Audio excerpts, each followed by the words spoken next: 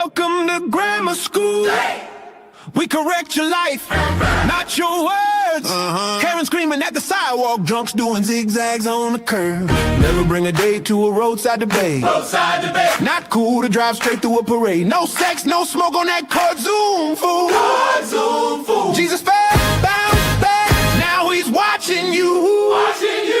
Ready to cover up the Florida man. Tender date sees it all.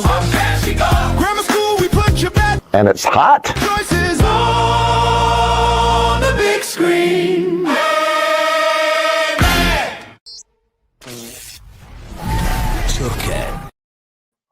Hey guys, hey Mark, hey thanks for the raid. If you're in here yet, what'd you guys watch at Mark's? Yeah, I hope you guys had fun at Mark's. Hey, I realize I'm missing some green in here, but I did just drop a new soft sit video, and I did put it in the members only section. I'm gonna keep it there for like 3 days. I think that's what I'm gonna do. Is when I drop something in members only, I'm gonna keep it there for like 3 to 7 days, and then I'll flip it over to regular. But if you're not a member, consider it. Supports the channel. If not, I'm sure one of my wonderful other members will help you out with that. Okay, day 3 of. By the way, I just started, so if you're rating, welcome. Day 3 of Pro Se. We watched the sausage try to steal a house. Ooh, I gotta find that one. Was it the $1 trillion house, or the multi-million-dollar house? Anyway, I probably shouldn't talk to you guys in the chat, because then I'll get sidetracked. Oh, just on cue. Look at that. Legal Fiction. You're the man. You are the man. Make sure you guys have membership or gifted memberships turned on. Thank you so much, Legal Fiction. You're awesome.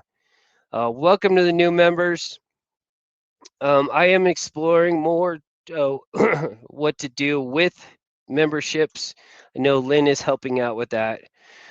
Who is Mark? Mark. Somebody drop Mark's link too, if you have it. Marky Mark. Mark is one of the nicest human beings that I don't know personally on the planet. He's got an awesome channel. It's very similar to this. Yeah, check out Mark. Mark's just a good dude from what I know of Mark. So check out Mark for sure. And once again, thank you so much, Legal Fiction. You're awesome. All right, we got a pro se and Judge Boyd. This is day 3 of a trial that I've been playing. He is accused of assault with a deadly weapon, robbery against probably the sweetest lady in the world. And he doesn't seem... Oh, nice. Congratulations for 31 months on Mark's channel. That's amazing. Oh, that's amazing. I didn't even discover memberships until like a couple years ago in general. Yeah, but I just posted the link on Mark's channel. Go check it out. All right, day 3, Pro Se experiment on grammar school. I think we get the detective who is about to testify. Yes, we're ready. Hi for the jury.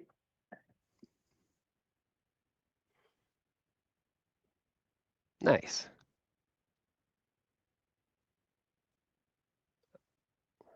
And I still need to go back and watch his Super Bowl thing, because the screenshots I've seen look hilarious. I was a little sad that the Broncos weren't playing. I think the Broncos would have done a lot better against the Seahawks with Bo Nix. But All right, everyone, please be seated. State, call your next witness. State calls Kevin Landrum. All right, could you raise your right hand for me, please? Do you solemnly swear affirm the testimony you give will be the truth and nothing but the truth, so help you God? I do. All right, you can lower your hand. State your name for the record, please. My name is Kevin Landrum. Kevin. All right, State, you may proceed. Thank you, Greg. Mr. Landrum, are you a resident of Bear County? Yes, I am. How long have you resided in Bear County? My entire life. Okay. How are you presently employed? I'm a detective with the San Antonio Police Department. How long have you been employed with SAPD? I've been employed 25 years. What have been your duties over the past 25 years? The first 10 years I was on patrol. In the last 15 years, I've been a detective in the night CID unit. Okay. Well, let me back up. What is night CID? Night CID is the Night Criminal Investigations Division. We are the unit that handles all felonies that occur at night between the hours of 7 and at night and 5 a.m. in the morning. So prior to night CID coming on to shift, who is assigned to do detective duties? During the daylight hours, it's the daytime units, and then between 5:45 and 7, there are usually some gap detectives that stay over from the other units that handle things until we come on at 7. And you stated, is that called the gap period where you said? Yeah, there's a gap. Daylight detectives duty hours end at 5:45. Night CID's hours begin at 7, so there's a small gap in there. Excuse me, during that period, does, I guess, response time or assignment of detectives, is it a bit slower? Yes, there's not as many detectives on duty at that time, and so sometimes officers will try to get a hold of a gap detective. They may have some difficulties, and if they do that, they'll hold the call until we come on at 7. Okay. What was your position on June 1st, 2025? I was a detective at night CID. Are you familiar with a case under SAPD 25110099? Yes, I am. What case is that? It was an aggravated robbery. How did you become involved in Aggravated that case? robbery. That's the word I was looking was for. contacted by a patrol officer by phone after our duty hours started. Do you recall the name of the patrol officer? He said duty. Benavides, I want to say. I don't recall. Yeah. Okay. Do you recall the approximate time that you were, I guess, called about this case? It was a short time after 7 p.m. Okay. So generally, what are your duties that you're responsible for as night CID? Like I said, we begin the investigation on all active felony cases at that time. So generally, my duties are to go out and begin statements with witnesses, make sure the crime scene is processed. Just click on duty What every does time. processing a scene involve? Normally, that would involve having CSI out there and collecting any evidence, photographs, fingerprints, any type of You're evidence right. that is available after the crime. Do you recall the location you were dispatched to? You're right. I did premieres with the landlord-tenant case with Simpson, and it was definitely a lot more convenient. And I already forgot that I did that, so thanks for the reminder, Erica. That's a good idea. I believe it was JC Alterations, and I want to say it was located at 4427 De Zavala. Okay, and is that located in Bear County? Yes. What did you observe when you arrived to the scene?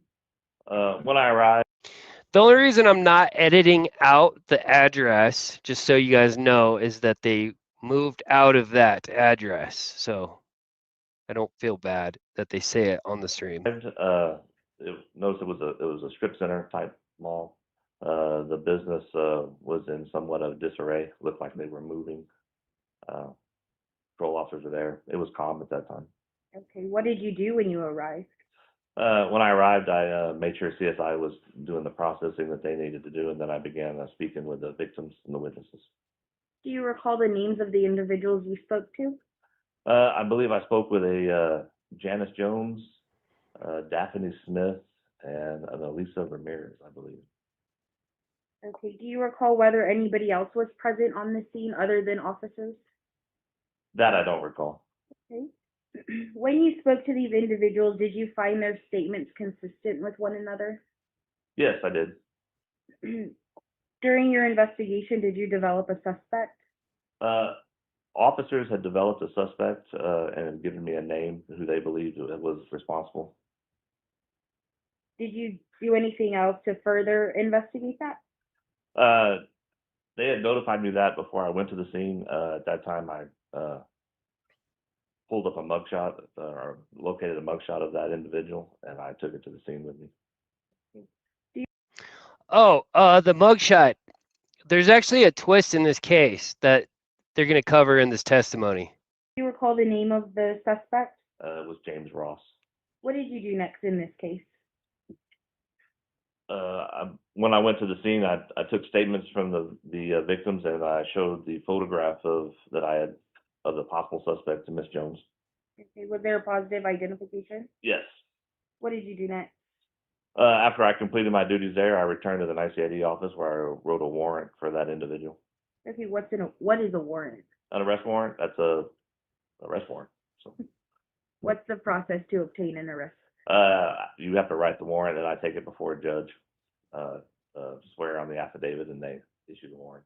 Okay. And then what happened after that? After that, I completed my report, and that was it. Okay. So is that the end of your involvement in the case? Yes, that was. And what happens with the case next? All cases that we handle, at the end of the day, when we're done, they forward it to the follow-up unit, and we never see them again. And for a case like this, what is the follow-up unit? Would be robbery. And are there more than one follow-up unit in San Antonio Police Department? Yes, we have multiple. And how is it, I guess, determined where a case goes? It's determined by the type of crime. We have property crimes, we have robbery, homicide, special victims unit, depending on what type of crime it is, to where it goes.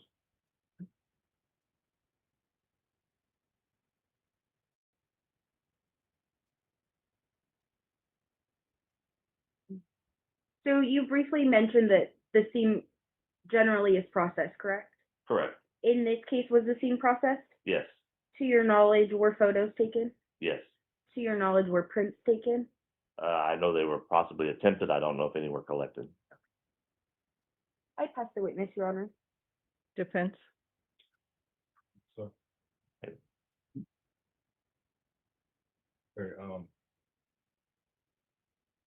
so what time does the CID unit come shifts begin We begin at 7 p.m., and you end at 5 a.m. shift? Okay, so the 911 call for this alleged crime happened at 17:49. Here we Correct. go. Okay, so that's like 2-3 hours before you come on the shift, correct? Approximately an hour and 10 minutes. Okay. Is there no other detective that's there during that time on the first shift of the CID unit? Because I guess the first shift wouldn't be CID, it would be another unit. Correct. The robbery unit would be on duty from 7:45 to 5:45. After 5:45, there are detectives throughout the city that stay later that cover the gap until we come on. I do not know who those detectives were that day. So there was no detective contacted. It was as if they waited for you to get there to the scene to pass this on up to a detective. I don't know if they were attempted to contact a detective and couldn't locate one, or if they just waited till I was there. But yeah, I was the one contacted after I came on duty. Okay, and that was by Officer Benavidez, correct? Correct. Were you made aware immediately or not of the effects of the case as is? Was there a weapon, or was there anyone injured, or was there anything stolen? Were you made aware of these facts? When the officer contacted me, he relayed the facts as he knew them and the evidence that they had gathered and what he knew. That's how I determined whether I need to make the scene or what my role in the investigation is going to be. Okay. Did you make the scene? Yes, I did. And did you contact each of the witnesses? The 3 witnesses that I named, yes, I contacted all 3 of those, yes. Okay. Were there any more civilians there that were involved in moving things from the shop to the U-Haul? There possibly could have been. I don't recall. Interview anyone else? Other than those 3, no, sir, I didn't. When you interviewed those 3, did you notice any injuries on anyone? No, I did not notice any injuries, no. Did Thanks, anyone Michael. complain of injuries? Not that I recall. You haven't missed anything except duty. Was there anything stolen?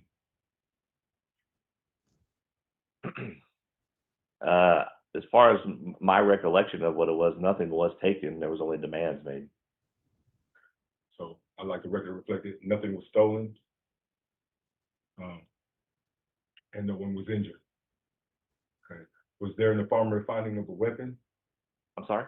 Was there an affirmative finding of a weapon?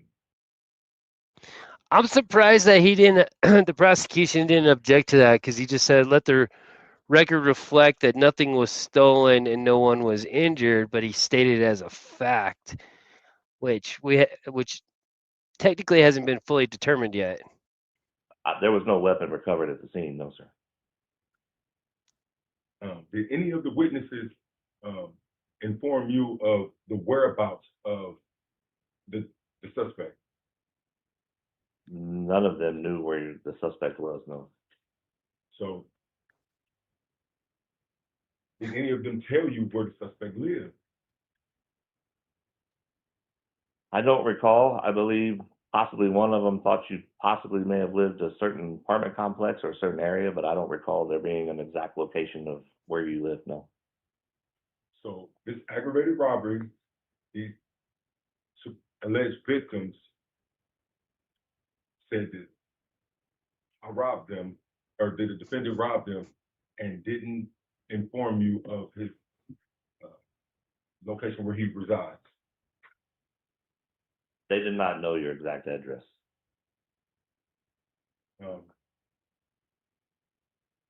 So you pretty much took over the case after Benavidez handed it to you, and so you were in charge at that point? Yes, I was in charge of the case at that moment, yes. So in a case where no one is injured, nothing is stolen, no weapon is recovered, how do you determine this to be an aggravated robbery? I'm not sure I understand the question, but Okay, because the charge is aggravated robbery. yes. Okay, so you know the elements of the aggravated robbery crime. The elements are given by the victims. They're the ones that stated what occurred and how it happened, and so That's it's based all on their hearsay, based on their statements. That's all hearsay. What were the facts? The facts were there was no weapon. All right, I have to mention this because he's saying that the witness testimony is all hearsay. Do you guys know the thing that the soft hits always bring up? The corpus delicti. Does that term ring a bell? So corpus delicti is not necessarily that no crime, no victim. Corpus delicti basically says that there must be independent evidence outside of witness testimony. They got rid of corpus delicti a long time ago. Therefore, witness testimony is completely valid and not necessarily hearsay if it's firsthand. It's only hearsay if they're asking him what they said. Just some studying that I did. Oh my God, it's raining memberships. Okay, let me catch up. Lynn, thank you so much for the 5 gifted memberships. We must have just flipped over a month. You're so awesome. It looks like they're all cascading too. I really appreciate it, Lynn. Leslie, thank you so much for the 5 gifted memberships. I think we're trying to target the people that are in black in here, if I'm not mistaken. Leslie, thank you so much. Really appreciate it. You're awesome. Erica, thank you so much for the 5 gifted memberships. Everybody's gonna be green at grammar school. You guys are so wonderful. I really appreciate it. Hopefully, if you're in here and you haven't received a gifted membership, please, double, triple, quadruple check that membership gifting is turned on. If not, I got a feeling it'll happen. Thank you so much. You guys are so awesome. I really appreciate it. There is no injuries, and there was nothing stolen. So in order for it to be aggravated robbery, something has to be, theft has to take place in the commission of an aggravated assault, correct? Your Honor, I'm going to object to a misstatement of the law. Okay. excuse me. Sustained. Are you aware of the elements of an aggravated robbery, sir? I am. Can you state them for the jury, please? Would be in the There you course of go. committing theft that a victim is in fear of imminent bodily injury or death. So if there was no theft, then that would mean all the elements are not complete, correct? No. No? How so? A demand for money is with the intent of a robbery with a weapon is that's sufficient. Did Yes. the alleged victims tell you that the defendant worked for them? Yes. Okay. So did the excuse me, did the owner of the shop tell you that the defendant worked for her? Yes. Okay. Did the owner of the shop tell you that she owed the defendant monies for work completed or work done? Good point. She did say that there was money to be owed, but she had also stated that there was a time that Sorry, you had been excuse me, advised sir, I that you have were to going to cut be you off. paid. I'll cut you off right there. So you're aware that it was money owed to the defendant or to the suspect of this crime? Reportedly. Okay. So we have that Reportedly. by your testimony that the owner owes this suspect money for work that he done for her. And so and then there's no theft of property or of anything else. Again, I ask, how do you determine this to be aggravated robbery? The victim stated that the defendant placed a gun to her neck and demanded money. That would make it an aggravated robbery. Being employed with somebody does not allow you to still go and put a gun to them and demand the money that you believe you're supposed to be paid. Allegedly use a gun and demand money. And you're correct, it does not by any means. Okay. Did you try to contact the defendant? No, I did not. Why?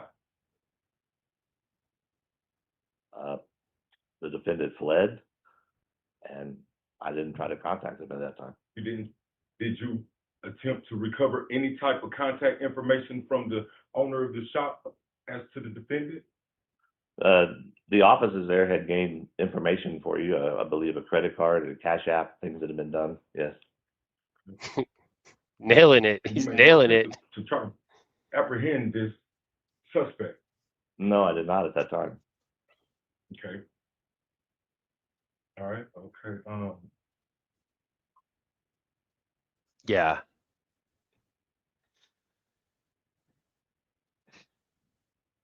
I'd probably use a different synonym, but yes. He's got two Who elbows, do you though. pass the case to after you get done with it, and how long? Well, excuse me. Let me rephrase. How long did you have a case before you passed it on? The case was in my possession for my 10-hour shift, and then the following morning it was sent to robbery. There, a sergeant would assign it to a detective. I have no idea. During how his long it took duty them to do hours. that. Okay. I think I heard you testify earlier, and correct me if I'm wrong, please, that you printed up a single photo for the owner to view and determine that to be the suspect. Is that correct? Based on the information that the officers had given me of who they believed the suspect was, yes, I did. I printed a photo of that person. Okay. Normally, I would defend Judge Boyd here and say, you know what? She probably seems like she's asleep, but I promise she's very well aware of what's happening around her. In this case, she actually looks like she's sleeping. And did you show it to the shop owner? I did. And did she positively ID that picture? At that time, yes, she did. Okay, when was there was another time when she didn't? That was the only time I showed the photograph to her. So yes, at that time, she did positively identify that person. So then she positively identified that picture as being Oh, suspect thanks, that Michelle. robbed her. Yes. Welcome. Okay. Where was the suspect located? Where was he at? I have no idea. So the picture of the suspect that you printed for her to view, that she positively ID'd, was it the defendant? Was it you? Was it me? No, it turned out not to be you. Okay, so this woman positively ID'd somebody that wasn't the defendant as being the man that robbed her. Correct. And there's the twist. The victim positively ID'd the wrong person. It's a little bit of a shakeup in this case. How did you find out that he wasn't the man? I found that out today, sir. You found it out today? Yes. Oh, okay. So, As I told you, I haven't seen this case again since the day it left me. I don't know when they decided it was you.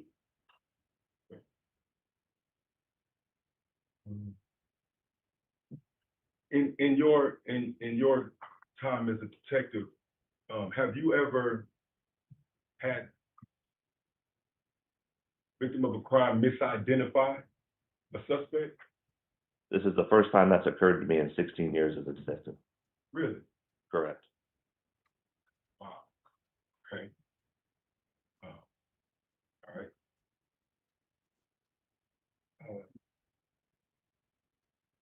Okay. Defense rests right now, Your Honor. I would like to preserve him, if I could preserve him.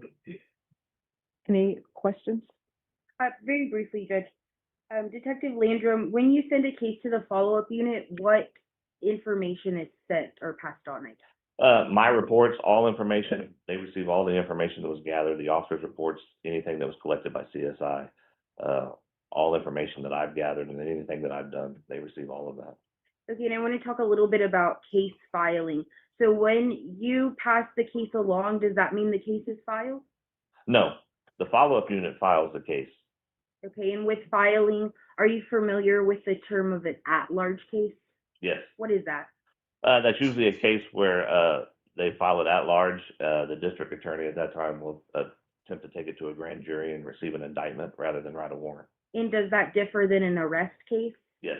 What's an arrest case? An arrest case is when the person is arrested on the scene at the moment of the crime. And what kind of case was this case? This would have been an at-large case. Okay. No further questions, Judge. I have one more. So, in your 16 years, how many did you say you were a detective? Asked and answered. I've been a detective for 16 years, 15 years, going on 16 years. Okay. So you've never seen, as you testified to earlier, Asked and answered. a crime victim misidentify a suspect? In the years when I have shown a single photo because the person is a known suspect to the victim, I have never had one misidentify an individual. No, this was not all the same day. This was over 5 days. Okay, my next question is, in the event that that does happen, what's the protocol to be followed? Well, considering that I didn't know at the time that that was, and that that was discovered later in the investigation, at that time, I believe he would have done another lineup, which would have probably been a 6-photo lineup to try to see if the person could do it then, because the single photo would be tainted. Right, but if this crime victim, alleged victim, positively IDs a photo, and it's not the person who allegedly committed that crime, wouldn't that not, would it not make her a credible, reliable witness It could, or victim? it could make a question about her reliability. In this instance, I believe there were several other victims though, and so that there's more information. It wouldn't necessarily totally eliminate. Okay, so what's to be supposed about why this, from your knowledge, what's to be supposed when you have this situation as to a disability of the victim maybe, or she's tired, but for any reason that she may have misidentified or misrepresented this photo as being the person that. Suggestion, speculation. Sustained. Okay, let me rephrase. What would be a reason that a person who's been robbed could misidentify the alleged perpetrator?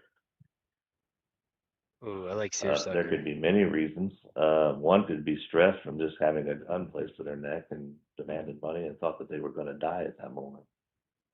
How about that? Got removed and in the safety of the San Antonio Police Department.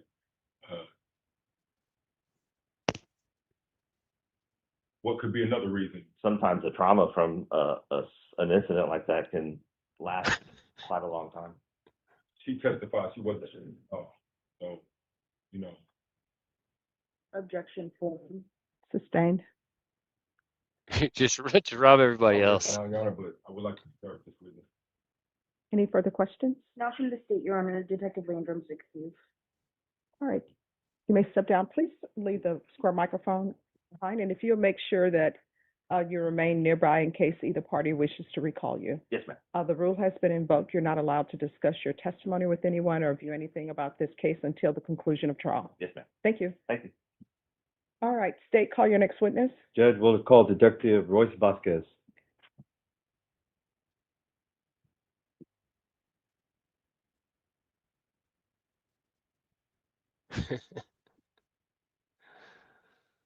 All right, so he misidentified on a single picture, but the other witnesses identified him on the picture. They also know him by name. They also know.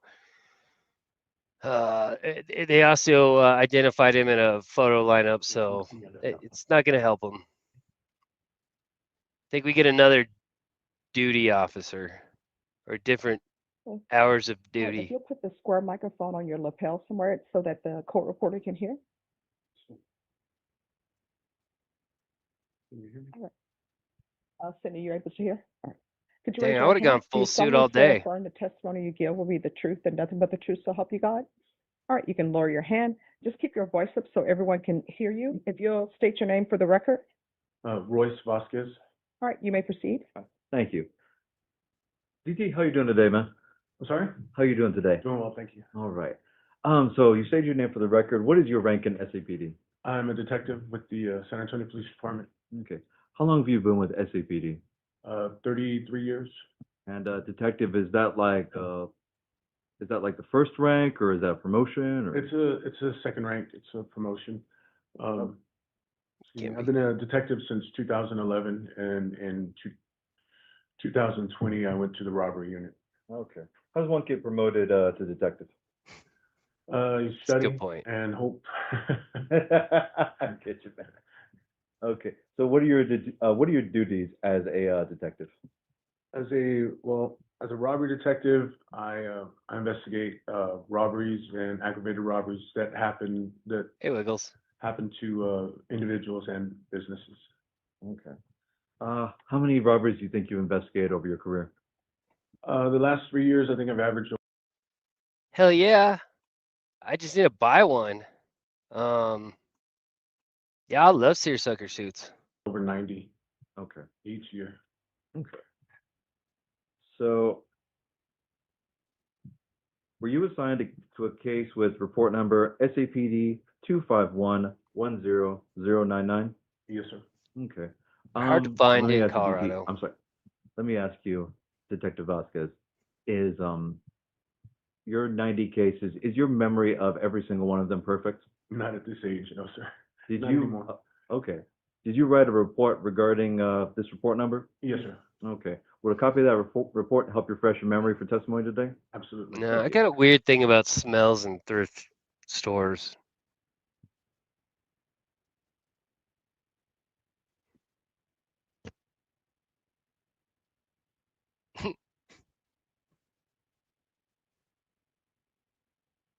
Any questions, witness judge? Yes.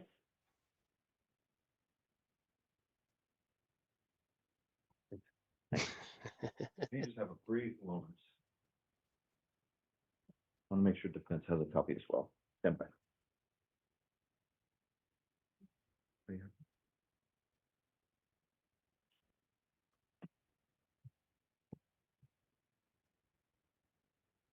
Duty. It's my duty hours. Sorry, Ben, I had to All right. try. Let's start at the beginning because it's a very good place to start. When were you assigned this case? I was assigned the day after it happened. And what day would that be? let's see, the 2nd of June. All right. So what were when you start an investigation, what's the first thing that you usually do? You go over the offense reports, generally go over the offense reports. If the body cam is available, you try and go over the body cam.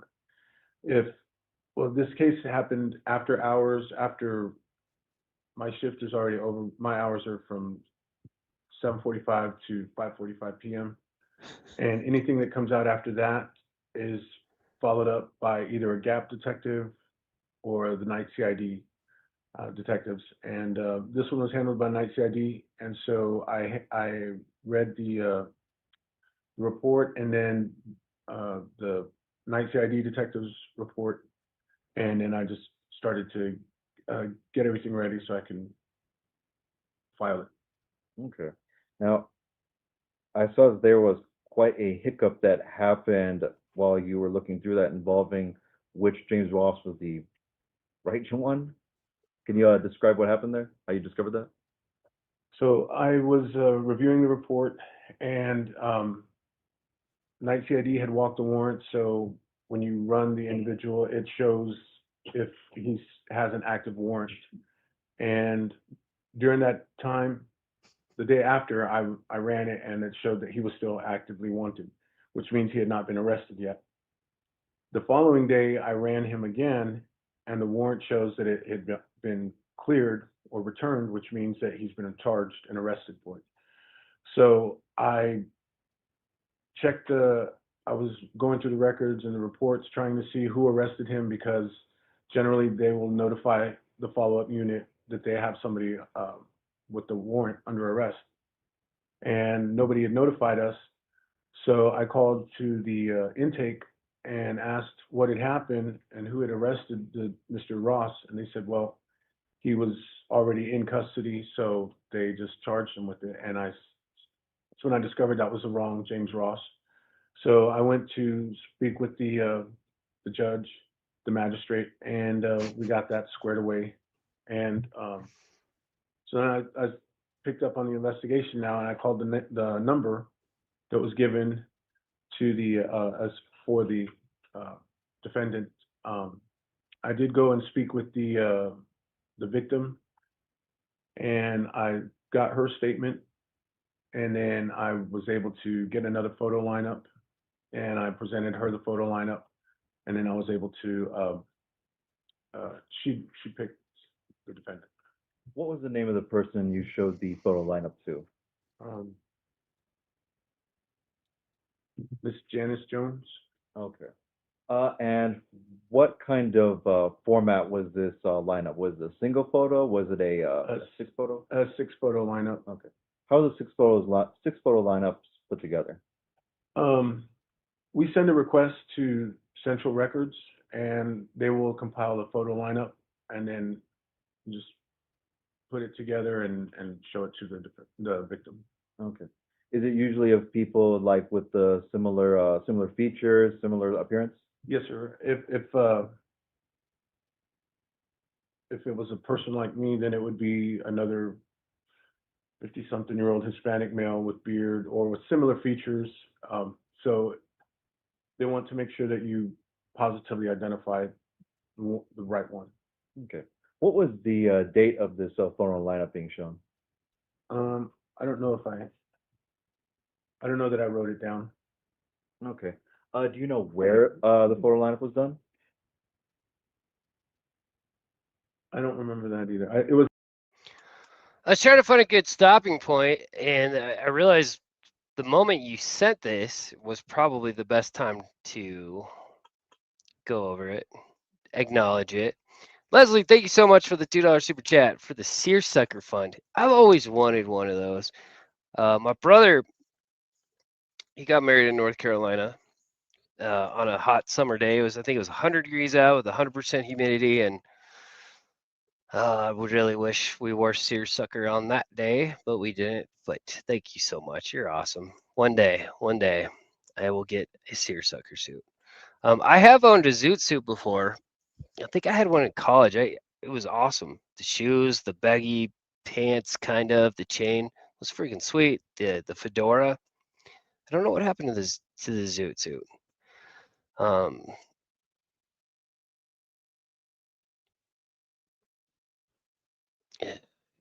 Oh yeah, I could always do the near sucker too. Thank you so much, Leslie. You're awesome. I believe it was at the shop. I Ooh, don't Rusty's got a believe it was kilt. at her house. Okay, I'm sorry, I'm not 100%. that's all right. That's all. So out of these 6 individuals who were shown, Ms. Janice picked the right James Ross. Correct. Well, she Okay. picked James Ross. So Picked him. what happens is we'll get our suspect, and we know his name, but Central Records will just pick other people, and puckered. we don't get really we get their SIDS, so we could research them. Mhm. But she picked James Ross. Okay. So when you're showing this to her, I gotta ask this. Did you give her any indication of which one was the right answer? No, sir. Okay, very good. Did you ever try and contact the defendant, Mr. James Ross? Yes, I did. So after I had spoken with the victim, she gave me his number, and I didn't think that. Well, I figured that the phone was in the property room because I thought he was under arrest until I found out that it was the wrong one. So I called him and I asked him, I'm looking for James Ross. And when you say him, you're referring Good to luck, Loretta. I gave, yes, ma'am, the number that was given to me for James Ross by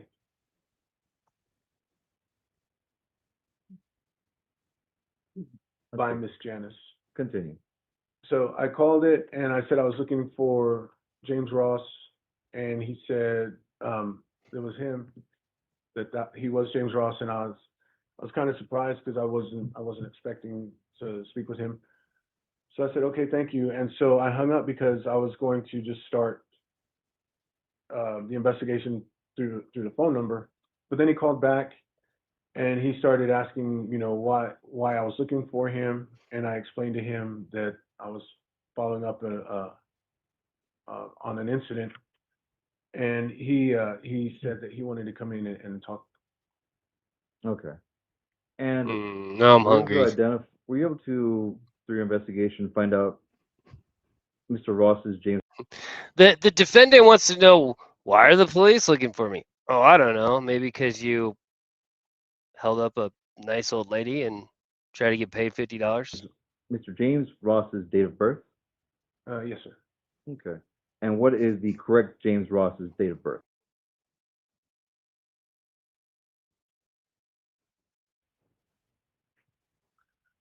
And the person that you called, did they come in to speak to you? Yes, sir, he did. Good Can you mute see that button, person in the Boyd. courtroom today? Yes. Judge Boyd. Can you point him out for the jury? Yes, sir. He's in the black T-shirt.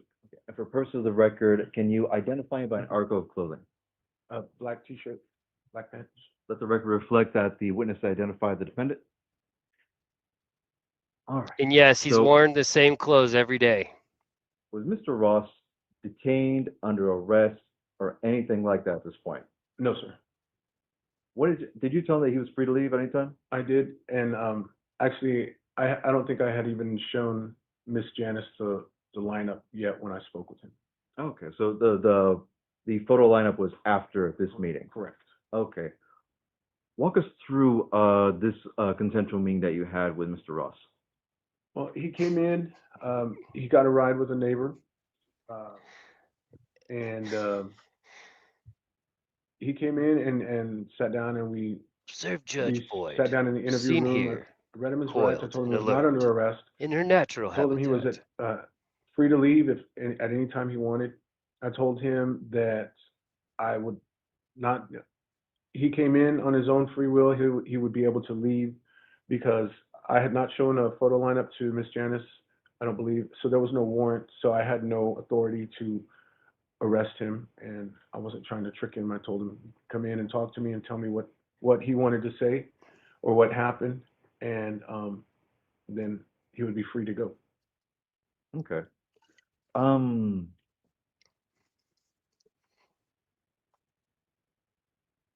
What was Mr. Ross's rendition of It's on events the that other he side. told you? So Mr. Ross said that he was he had run into an old acquaintance, and he was kind of in between jobs, and so his friend or his former acquaintance told him that she was working for this old lady, elderly lady, and they were clearing out a shop, and if he was looking for some work, they were looking for some workers. So he said that he went over there and spoke with her and was pretty much hired on. And then the Miss Janice said that Hey, she was Sly. not. She explained to him that she would not pay him until the job was done because she'd been burned before. And so he explained to me how he had been doing a really good job, pretty much did all the work because he Ow. was the youngest, I believe, male that was doing all the labor. There were a couple of ladies that were there and some elderly gentlemen, but they really couldn't do a whole lot. Mr. Ross, being younger and fit, he was able to do pretty much literally all the heavy lifting. And so he explained that at the end of the first day, he tried to get some money for the work that he had done, and she told him no. And he told her that, you know, hey, I need gas, baby needs Pampers, we need food, and she stuck to her guns and said, no, you're not getting anything until this is over. He she Yes. he told What me. is your objection? I'll remove that objection. I'm sorry, what? Take that objection back. I'm sorry. All right, you may continue. But he told me that he explained to her, look, I got to get stuff, you know, I need supplies at home, I need gas money. Good And timing. when I got her statement, she told me that he had told her that he needed money for drugs. I didn't, you know, but so Pickles. anyway, so Peppa pickled. he told me that he had explained to her he needed some money. She said no. So then on the second day, after pretty much a full day of the full labor, he approached her again, asking for some money. The She refused pupster. again, and he said, "I'm not coming back on Saturday." I believe, and he said, I'm not coming back." And she said, "Well, that's fine, but you're not getting paid for not being here on Saturday." And then fast forward to Sunday. It's my I'm fast not forward sure exactly figure. how many times he went, but he had gone to the store Yeah, that's her name. where they had been working, asked her again for the money. She said no. He, I believe, he said he kind of like losing it. So he walked out and he had his friend who had given him a ride over there. She went in and tried to try to be a liaison, you know, like, hey, how can we get his money? And, you know, I don't know what's going on here. How can Now we get this his is money hearsay. and we can just be out of the. And then she told her, I believe Miss Janice told her that, again, she's not paying him until the work is done. They still weren't finished clearing out the shop. Then he said he went in there He said. and told her he got upset and kind of lost his cool. And he said, "Look, I need my money."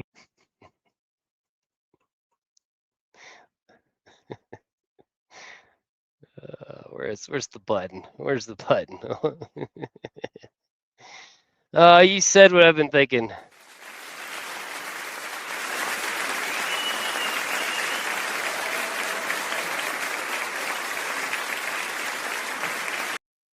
That one's gonna be hard to beat. And I asked him, I said, "Did you put a gun to her head?" And he said he denied having a gun, denied pointing a gun at her. And I said, "Well, on Whoa. the report it says that you pointed a gun at her." I said, "Did you have your cell phone or something in your hand?" And he said, "I might have had my wallet in my hand." And I think he said he had like a silver, like one of those credit card um, wallets that look. Did he ever show you the silver wallet or silver credit card holder? I think Oh, he the did. wallet's not a I gun can't recall, defense. but I think he did. Okay. Let me ask you something. Okay, this is gonna sound like some silly questions, but work with me. Do you have a wallet? Yes, sir. Okay, where do you store that wallet? In my back pocket. Okay. How long have you had that wallet? A couple years. Okay. You had other wallets before it? Yes, sir. Okay. When you pull out your wallet to take it to somebody, do you pull it from the front of your waistband? No, sir. Okay. Do you take your wallet and put it up to somebody's head? No, sir. Do you take your wallet and put it up under someone's chin? No, sir. Okay. Thank you.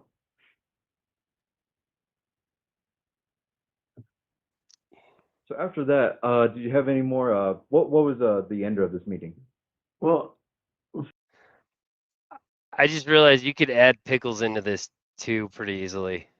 from the way he explained it, and I mean, he was very Hi. calm, and he explained it, and it seemed very reasonable. I think if I worked, we all know how June is, right? It's hot here, and if I'd done all that work, I would want to get paid also. Did you find his story believable? Yes, sir. It's pretty. I did, He sir. seems like he's big. I explained to him. I said that I would have to Oh, sorry, Leslie. speak with the other witnesses. I told him I would have to do some more investigation to figure out what we were going to do with the case. So at this time, you had no probable cause, no real got one of suspicion those. to arrest Mr. Voss. No, sir. I had, well, I mean, I had the victim's statement, you know, and she had explained what had happened. And Did you want to continue your investigation after this meeting? absolutely. I had to try and get some corroboration on the victim's statement because, like I said, the defendant was very convincing. Did Mr. Ross ask you for any Chew. kind of courtesy in Oh. regarding whether he got a warrant? Nope. Yes, sir. He said, you know, could you let me know if I have a warrant? If you're going to file on me, will you let me know? And I said, well, I can't, you know, I'm not allowed to like warn you or say, hey, you have a warrant. But I told him that if I did, I would explain to him that I needed him to come back into the office and I'd probably tell him to grab him something to eat or something on the way in. Okay. So did you continue your investigation after this meeting? Yes, sir. What was the next step? The next step, I called the other victims in the incident. I called Ms. Ramirez and Ms. Smith, and I spoke with them over the phone. I recorded their statements, took their statements over the phone, and I asked them about what happened. And both of them gave me the same story that pretty much that the victim had said, that he had gone in there with and demanding his money and put a gun to her head and said, if you don't pay me, I'm going to kill you. And Miss Janice just, excuse me. Okay. Miss Janice just said, well, if you kill me, how are you going to get your money? And so he stopped and thought about it and then left. That's what Miss Janice told me, and then that's what the victims told me. The others told me as well. So all three witnesses were telling you the same story? Yes, sir. Did you find them credible? Yes, sir. I asked because I mean, you know, I'm not supposed to take sides, but I really did want to just like scrub this case and say, you know, it was a misunderstanding. But and I asked both of the others. I asked, are you sure you saw a gun? It couldn't have been a phone, couldn't have been a wallet, you know. And they both said it was a gun.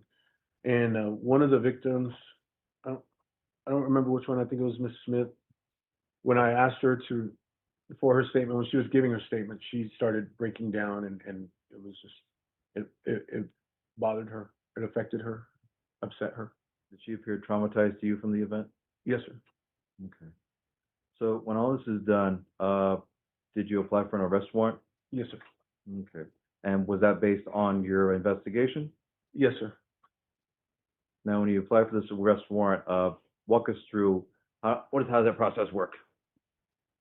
So with the arrest warrant, you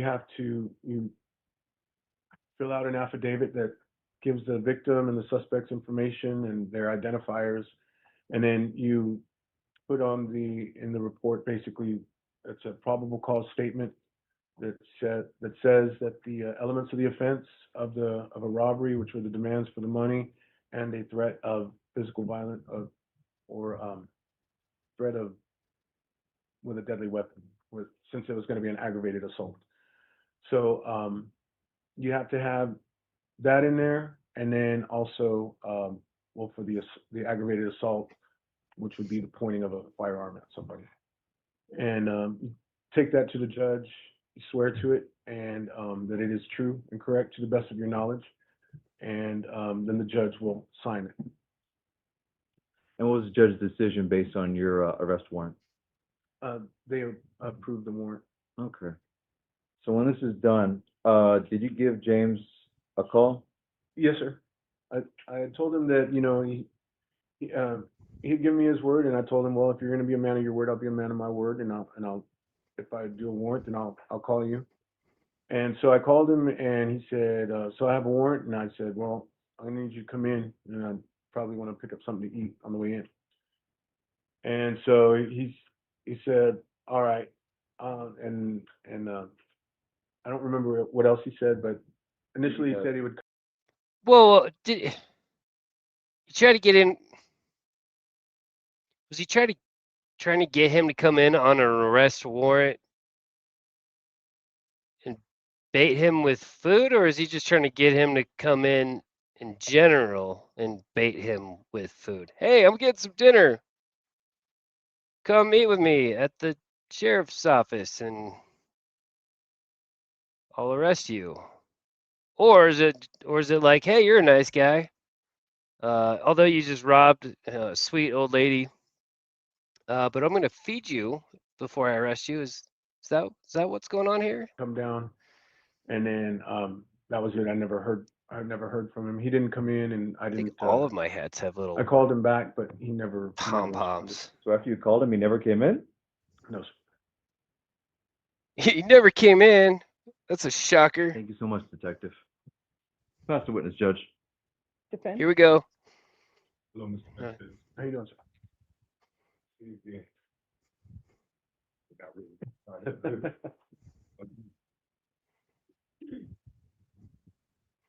So, on the day of this incident that took place at the shop, when you were handed over the case pretty much from Detective Landrum, Correct.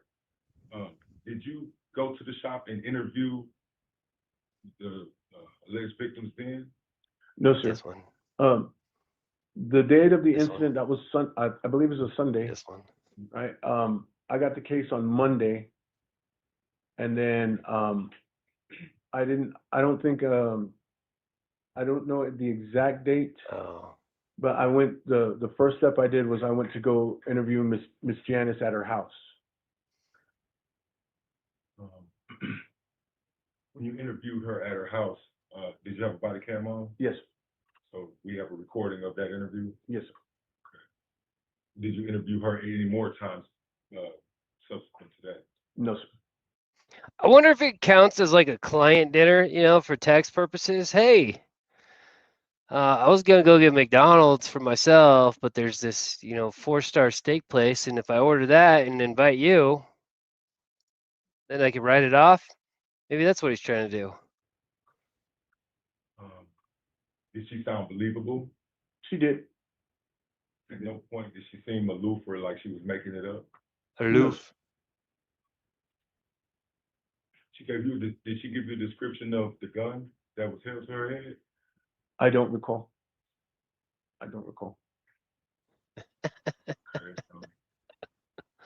Hey, Katie Zed. Did she report to you How are anything you? that was stolen? No, sir. Nothing was stolen. Okay. So that means that would, okay, no, not like that. So nothing being stolen, and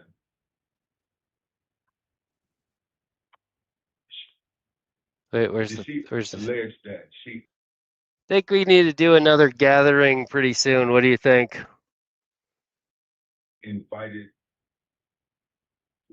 the defendant to come and pick up the monies owed, or did he just randomly pop up there asking for I don't remember if she said that she had invited you or the defendant, I'm sorry.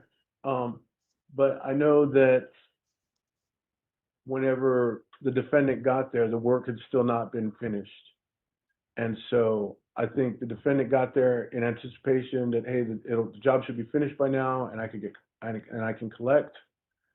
And unfortunately, Miss Janice just kind of sat there and said no, and would not. Oh, he's back to doing the whole third person shit again. All right, Mr. Detective, say the word you, please. Say the word you. Oh, and Katie, I screwed up my program that makes shorts, and so I was forced to make a ton of shorts, which I'm still working on. So you'll see yourself on a bunch of grammar school shorts from when you came and hang out with me that one time. Not give the money or pay the defendant. Okay. That's testify. So that would make it seem as if the defendant just randomly went up here on Sunday demanding money, correct? Is that how No, he makes it seem to you? I didn't get that impression. I didn't get the impression that the defendant just like popped up out of nowhere. I believe the defendant probably, now I can't speculate, but I'm guessing the defendant probably thought that the work was done and could collect. Oh, come on. But apparently the work wasn't. And Miss Janice was just very black and white and said, I'm not paying until, and she would not relent. Did Miss Janice relate to you any of the events of the night that the defendant stopped working for her? Other than, no, the only thing that was, that I recall is that she had talked about, at the end of the night, the defendant had asked for payment for the, I believe, 2 days that he had worked, right? 2 days he Yeah. worked, I can't help you. Hey, Ace. for the amount of work that he had already done. He asked for the payment for the money for the work that he had already done for her, but she refused, and said that she said had already told the defendant, "I won't pay until this job is complete." I want to offer a statement that might make you recollect that time right there a little better. Do you recall whether or not the defendant asked for a portion of his pay or the entire amount? Hearsay again. And Judge, I'm gonna object to that. This is calling for hearsay evidence. It's what other witnesses have said as well as speculation. He's who. All right, excuse me. If you would repeat your question, please. My question is, do you Affirmative. recall whether Ms. Janice, the supposed victim, said that the defendant asked for a portion of his pay or the entire amount? All right, that objection will be sustained. Yeah. Um,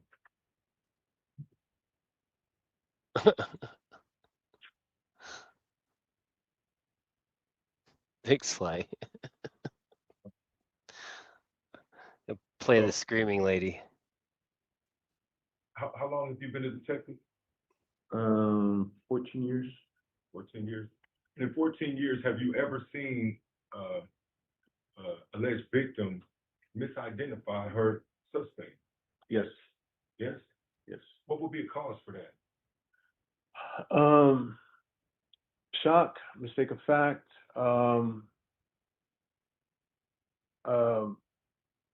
just there's a whole lot of reasons people mistake. I mean, people have come up to me in the store and ask me if I was somebody else, you know? And Happens so, to me all the time. It's a good question. If you're trying to identify, it's a photo lineup is not an easy way to identify somebody. I personally prefer a better way, but So, in the event of such a misidentification, which has the ramifications of prison and, you know, how serious it is, once that is proven to be a misidentification,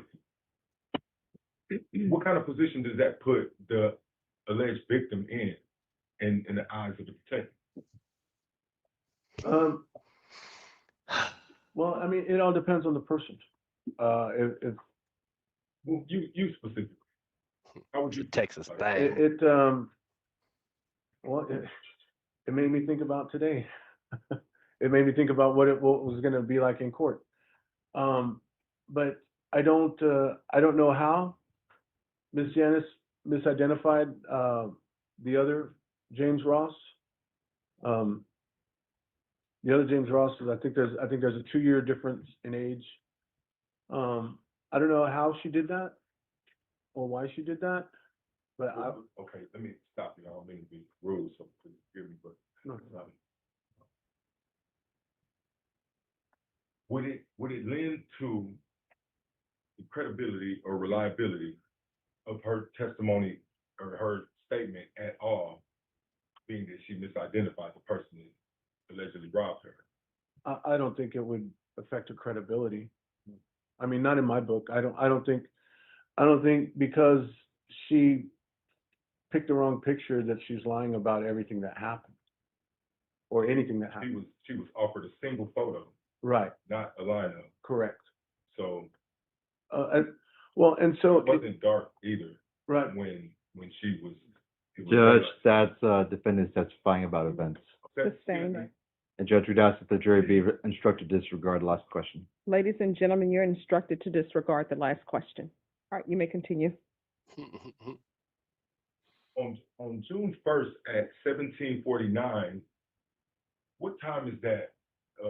What time is 1749? 5:49 p.m. So at June 1st, that time of year, at that time, what would the natural environment be like? Plenty bright still, right? Right. 1749 is when the first where the second police call was made. 1749. What time is that? He should have just responded with that is 1749, sir. Or defendant. For 911. So when she was interviewed and picked the wrong suspect, allegedly, it was broad daylight, correct? Shooting. I don't know about that. I believe night CID comes on at 7. So it would have been an hour later, and then by the time they got out there, because that's way out I-10 and De Zavala, and by the time they get there from downtown, it could have been a minute. I'm sure it was still daylight. I don't know how bright it was. Now, when you were made aware that nothing was stolen and nobody was injured, why did you still proceed forthwith? Because if I walk into a Forthwith. bank and demand money, 1749 is also 5 o'clock. 49. Well, I guess that doesn't really work. Let's just say it's 5 o'clock somewhere. and they just close the windows, and I walk out without money, that doesn't mean that the robbery the intent wasn't there. That's fair. But the facts that Yeah, he dropped a forthwith. the defendant was in her employ, does that not lend to the fact that it wasn't a theft? Because if he's owed monies and he's instructed to come and collect a certain day payday. Yes, unfortunately, that becomes a civil matter, and so Hearsay I have a and blah, friend blah, who's blah. So my question now is, if it becomes a civil matter, how is Speculation. this classified as robbery? when a weapon is involved, it's no longer civil. And when you violate criminal law, then that's whenever we have to step in. I have a friend who is a plumbing master plumber. He had done a job that contracts and everything at a brand new building. Okay, I gotta stop you right there, sir. I'm sorry. We gotta, That's all right. Can I see that, please? And can we enter into this for you? The welcome. Say you.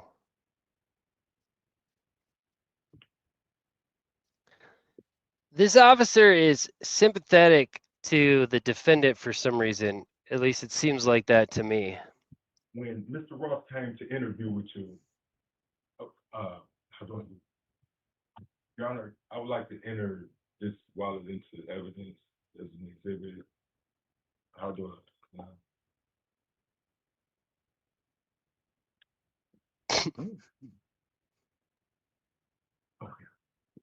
Okay.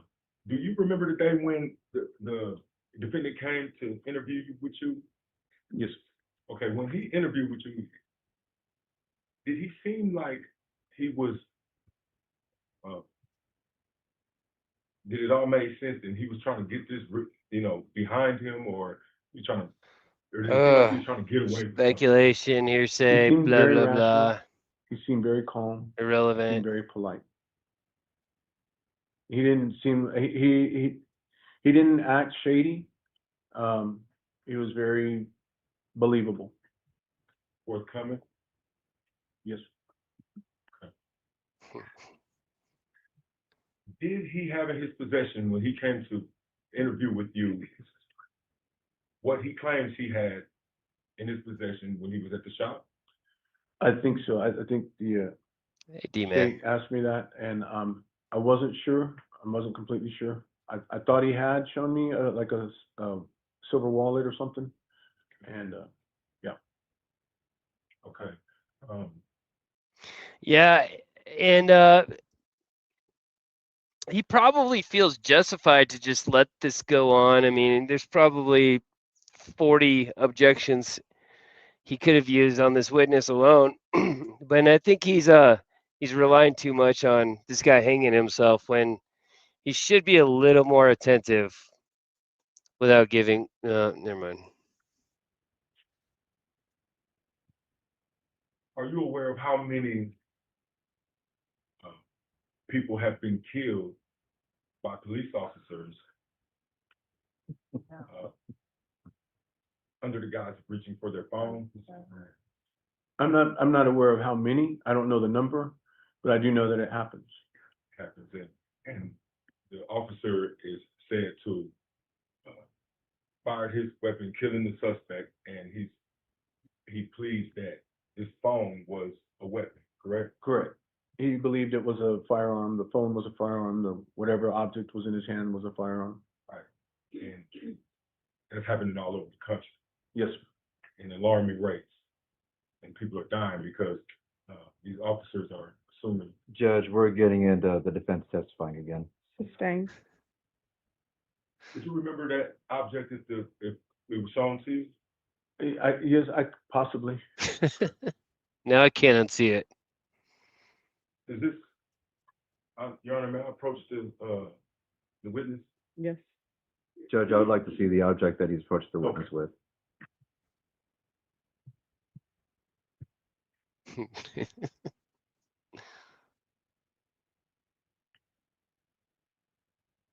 Judge, we asked for the relevance of this object. It's, I saw him pulling it out of a fresh wrapper, so is this yours? Or? No, this is not mine. And this is Right. exactly The objection will like be overruled. You can approach the witness. Thank you.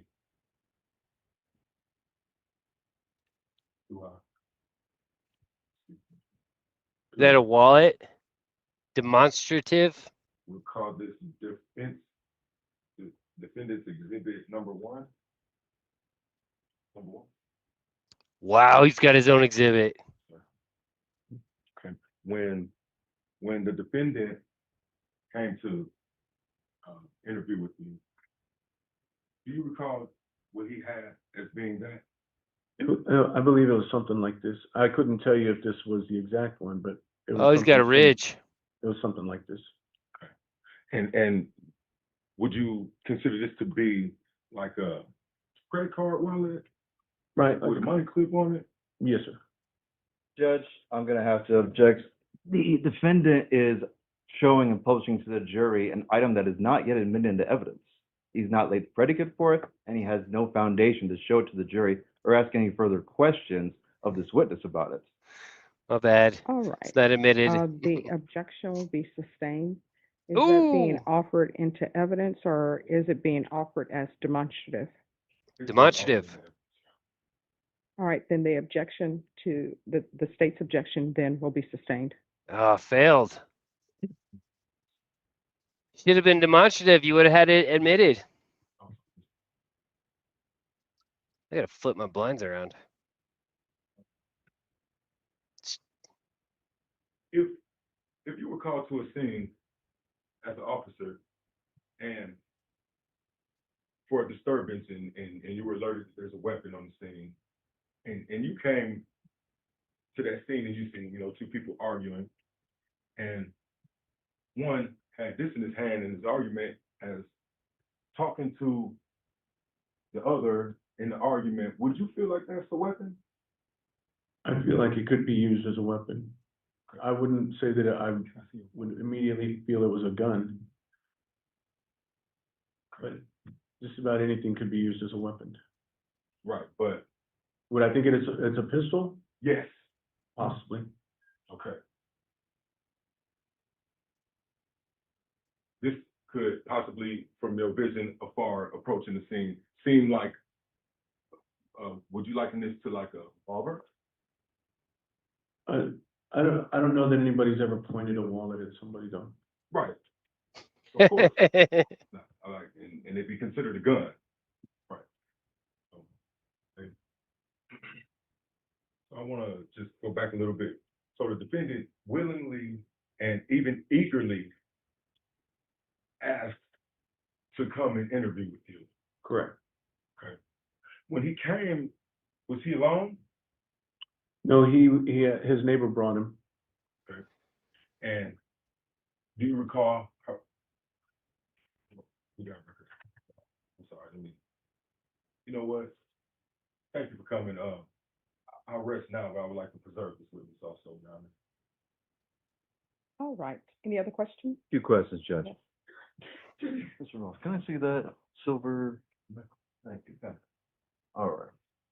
Can I see the silver thing? May I approach the witness, Judge? Yes. May I use the well, Judge? Yes. All right. Detective, from here, the way I'm holding this, does it look like a firearm? No, sir. What about now? No, sir. What about now? Yeah, it's a little different. Okay. If I hold it like this, does it look like a firearm? It could be. How far away am I from you right now? I guess about 20 feet. Okay. May I approach you? Yes. And I'm just gonna make contact that's with fine. you. That's fine. So, if I put the gun to your head like so, I'm sorry, the wallet to your head, does it look like a firearm to you? Yes. Okay. Yeah. And what about, does it feel like a firearm? Yeah. Well, I mean, it's metal. There's something metal on my head that doesn't go Okay. there. Okay. But if I pull it out and put it to your head like this, could you see that it was a firearm before I put it to your head? No, sir. I think he's done with every What about witness. when I'm coming up to you and I'm putting it under your chin? Could you be able to tell it was a firearm then? No, sir. Okay. When you were talking to, thank you, by the way. When you were talking to the witnesses about whether a firearm was involved, were they adamant about it? Yes, sir. Did they all have a similar description of that firearm? Yes, sir. Okay. Oh God. And Defense Exhibit 1 is not the object that you saw that day during the interrogation or during the meeting. I don't remember. I remember seeing, I believe he had like a credit card what do they call it, credit card holder? But I don't remember like Okay. exactly. And let me ask you, regarding the misidentification, did you act on the identification of one witness or three? 3. And they all identified the same person? Yes, sir.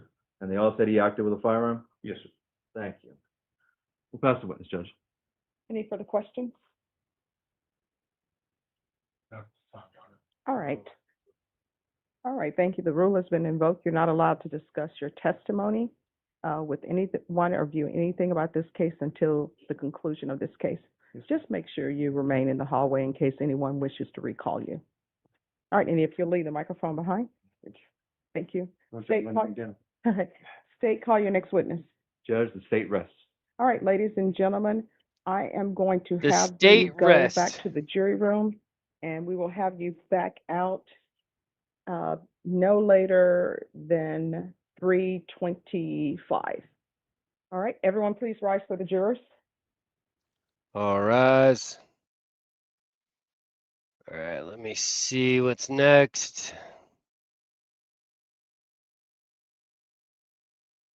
Oh, oh, forgot he does a freaking recall. Oh wait, no, this might be Pebbles. Be seated. State, you rested, is that correct? That's the man right there. All right, defense, call your witness. Vince would like to call Tanya Monday. Oh, it is All right, Pebbles. if you'll come up here, please. All right, this is Pebbles. This is the girlfriend. If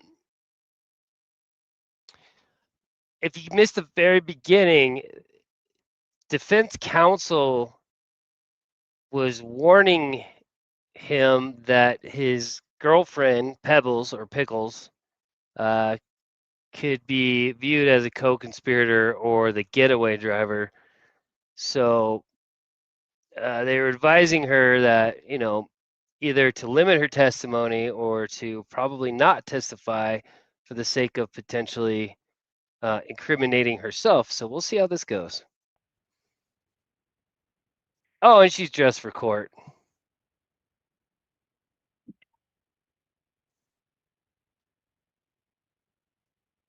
Wonderful court All right, dress. there's a square microphone that's up there. If you'll put that Suit. somewhere on your, yes, and it's for the court reporter to hear.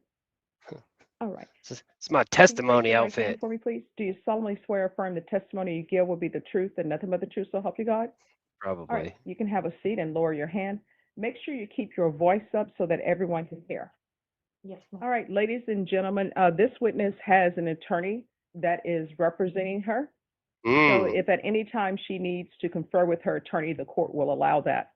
All right, if you'll state your name for the record. Tanya Monday. All right, and could you spell your first and last name for the court?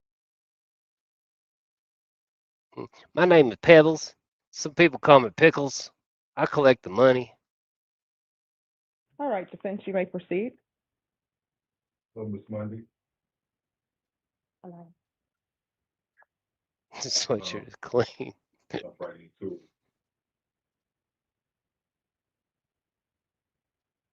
Do you know the defendant? Well, do you know him well? Yes. Okay. Have you ever seen a defendant with a weapon? No. So on the day in question, do you remember the time leading up to? Per prize. Did the defendant ask you on the day in question for a ride to collect monies? Yes. Dude, get to the mic. What monies was he talking about that he was trying to collect? Supposedly money owed to him for helping a lady pack a storage or something, move out. He's got He a permanent received frown face. instructions from this woman to collect monies on this day? I don't know. I didn't know what was going on until I gave him a ride. When you gave him a ride, these monies, where did y'all go? To a plaza off of Days of Zavala, a shop, an antique shop. When you got to the antique shop, did the defendant go in by himself or did you go in with him? He went in by himself. And I take it you remained in the car? Correct. Perjury.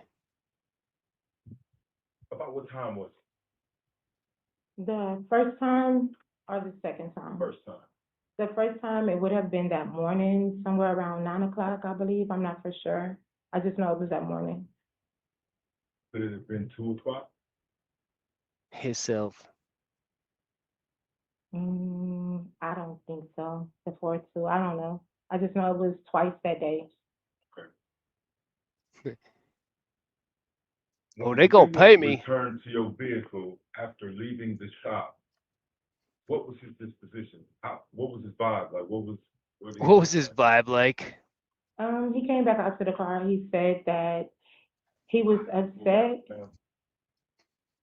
His disposition being, was he angry? Was he frustrated? Was he upset? Like, what was he? Frustrated that he Cantankerous. hadn't got paid. Frustrated that he had not got paid? Correct. Okay. Did he ask you to do something? He asked me, could I go in and speak with the lady because he didn't want any confrontation and see what she wanted to Huh. do about paying him.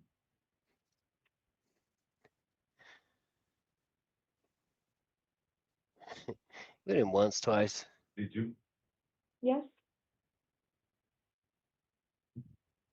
So at that point, did he stay in the car or did he, and you went in? he stayed in the car.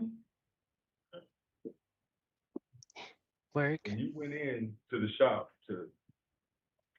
what was your thinking of what your task was? Just to go in and ask what was going on because I was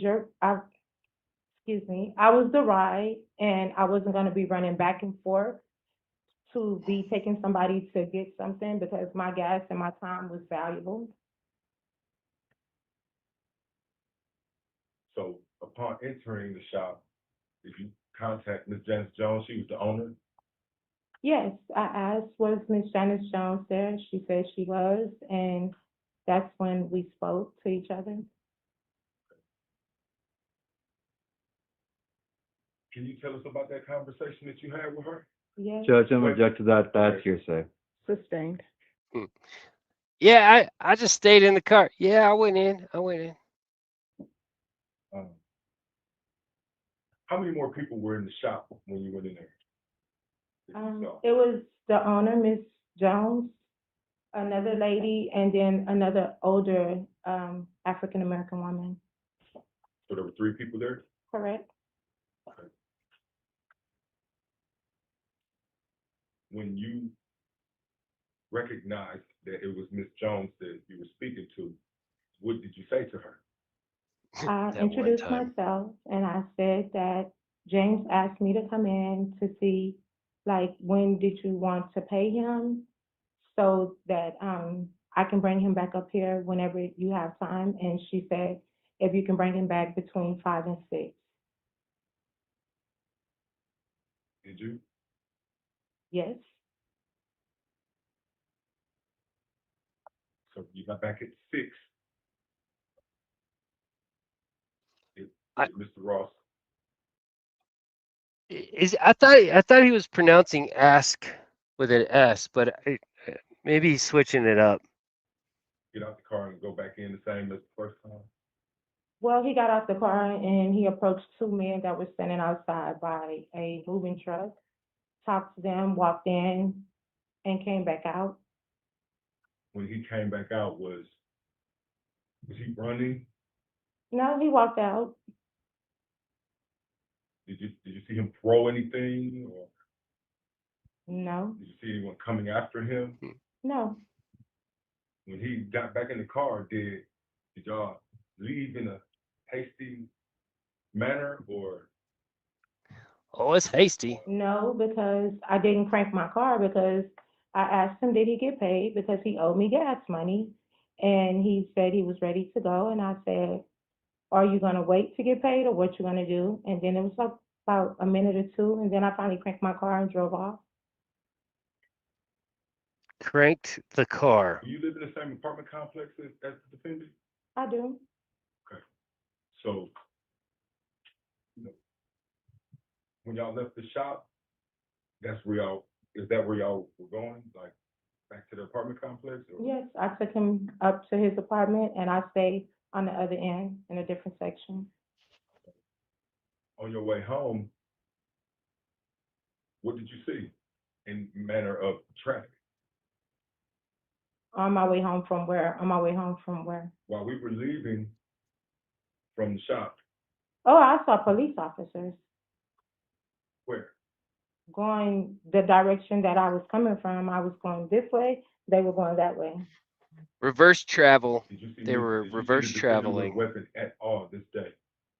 No, Did the defendant make any type of indication that he wanted to rob this woman? no. Perjury. No further questions, Your Honor. The police's. State. Few questions, Judge. Hi, could you, I wasn't able to pick up, what was your name again? Swanya? Twania. Okay, may I call you Twania? Sure. Okay. Pebbles. All right, so let me ask you, that day when you were giving James a ride, Hmm. did you see him with a weapon that day? No, sir. Did you see him with his black wallet that day? I seen him with a black watch, a black phone, and he has like a little, another like little silver like fold up, like where you can't Oh, he tried to trick take her. people credit card numbers and stuff. A little thing like that. Okay. Does it look like?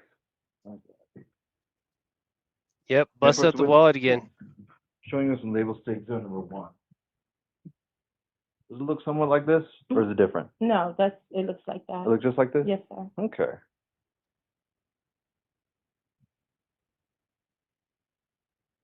What was James's demeanor when he went inside? When he went inside the first time, I mean, he was just going to, I guess, get paid. But when he came out, he seemed frustrated. I know, like, did he seem like very, did he seem upset when he went inside? The first time? No, the second time, right around 5 o'clock. No. He just said he was like, he don't know why she hadn't paid him. Okay. So at 5 o'clock, James went inside. He was cool? Yeah. Okay. When he came out, did he seem frustrated? Yeah. Was he breathing hard? I think it's Tawana. Mm, not really. Just like mad. Okay. Mad. Mm. Rage, angry, mad. How well do Pew you know pew James? mad. We've known each other. It's been about a year. Are y'all in any kind of relationship? It's it's difficult. That's all I can say. It's difficult. Okay. Would you consider James your boyfriend? Yeah. Okay. So y'all are in a relationship? Yeah. I just haven't been talking to him. Okay. Mm.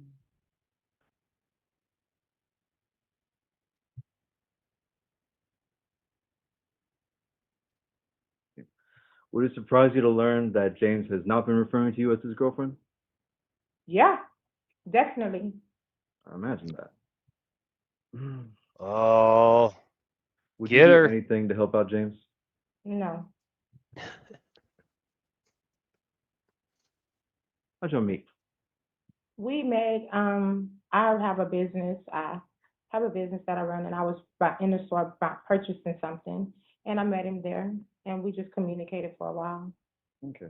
Did you talk to Miss Detective Royce about what happened this day? Is that the detective down at the place where yes, I did. Okay. What'd you tell him? The same exact thing that I'm telling you today. Like, what the- part? Like the whole thing. Like, what'd you tell him? I let him know that he came. Well, I had backed it up and let him know because he asked me what did I know, and I told him that probably on that Thursday or Friday, I wasn't for sure what day it was, that James was telling me, that he was working for somebody as far as helping them move, and that he had borrowed $20 from me because he hadn't got paid yet. And that we had discussed that he was saying that he wasn't going to go to work Saturday because he hadn't got paid, and he thought maybe the lady wasn't going to pay him, and he wasn't, he's just like, I'm not going to go back. I'm not going to even be bothered with it. And so I let him know that on that Sunday, James came and asked me to give him a ride because the lady was going to pay him, and I took him up there. And I told him, what happened. James went in, came out, asked me could I go and talk to her because he wasn't fully understanding what she was saying. I guess like their conversation didn't go as well. So I went in, I spoke to Miss Janice, whatever, I don't know her name, I don't know her. And I went in and I introduced myself and I stated to her like, hey, I'm not confrontational. I'm just coming in because James didn't fully understand what you were trying to say to him as far as paying him. And I'm just trying to get some clarification so I don't be running back and forth. And it was some young lady that was there, stood like in front of me, and I was like, hey, like, can you back up? And the owner of the store, she told her, she was like, hey, can you just get out of her face? Why are you standing next to her? Why are you standing in front of her like that? And so she told me, she was like, well, this is between me and him and not you. And I said, I get that. I'm just asking because I don't want to be ripping and running. That time she said, bring him back between 5 and 6. And I said, okay, I'll let him know. And I walked out. And I told him when I took him back up there, he got out. He went and talked to the two men that was at the moving truck for a minute. He walked in. My window was down. I didn't hear any arguing or anything like that. And he went inside the building. He was in there for about 3 minutes, I say. He came out and he said, let's go. And I said, no, like, if you didn't get paid, what are we leaving for? Do we need to wait or something? And he said, I'm ready to go. And I cranked my car and I left. Okay, so you drove him over there. It sounds like you said you had your window down? Yeah, my window was down in my car because it was pretty much the summer and I turned my car off. It's hot, right? Yeah. You were parked right in front of the shop? I was parked in front of the shop. Okay. Well, not directly in front. It was a truck and then it's like a parking lot and it was the truck right there and I was parked on the side of the truck. Okay. So you had your window rolled down, right? Mhm. Okay, and you say you didn't hear anything? Okay. We have just a moment. I know I can trap her. Catch her in her lie, something. I know I could do it.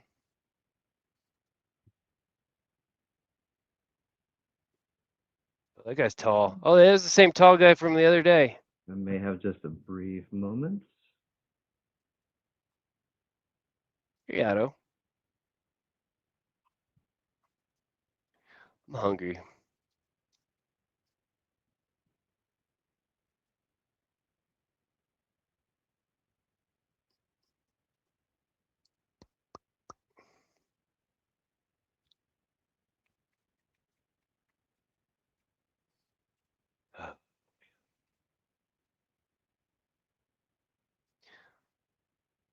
What's the name of that fish that has like the giant? That could be most fish. That's what she kind of reminds me of, with the super frowny face. I want to say grouper.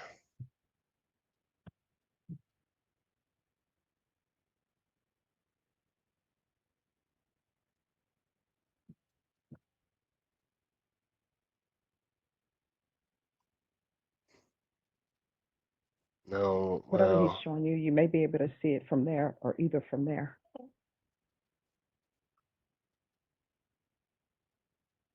Ms. Tawny, I'm gonna play for you what's labeled as state exhibit number 3. As the yeah, 911 grouper. call number 2. If you could just listen to it with me.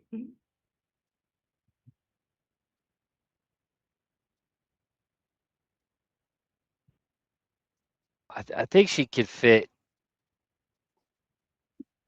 the description on many a fish. But But in this case, I'm thinking grouper. Or let me look up mugfish.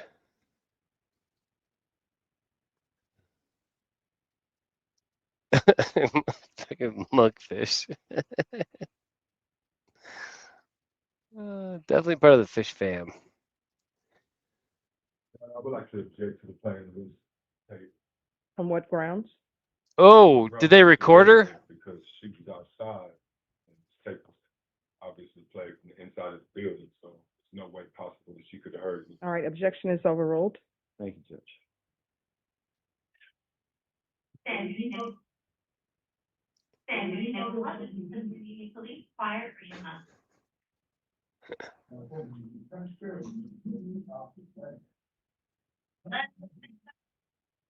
Blowfish. Largemouth bass works pretty well too. Did I work for her? Did I work hard for her? Did I operate in good faith for her? So why the fuck ain't you paying me my money? You told me you're gonna pay me at 2 o'clock when I got here yesterday. I'm not waiting till you get finished. Give me my money. So then how are you gonna pay me today? You ain't gonna pay me today? Well, what's the problem? I did it to you.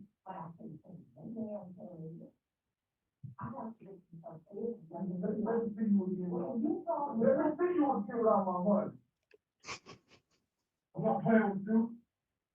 You took my dinner and Wheaties. I've been Took my with Wheaties. you all the way through this process. Oh my God, the I was hard bloodfish. for you. And this how you do me? Give me my fucking money. I know your story game, I know what you did. Don't play with me, come on.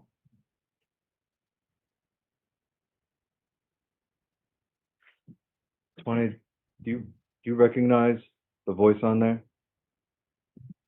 Whose voice is that? Yes, Whose voice is that? James. That's James' voice. Did he sound upset? Did you know he was saying these things in there? No, She's got a bass face. I'm sorry, man. Never mind. Could you see what's going on inside? Oh, it's a recording.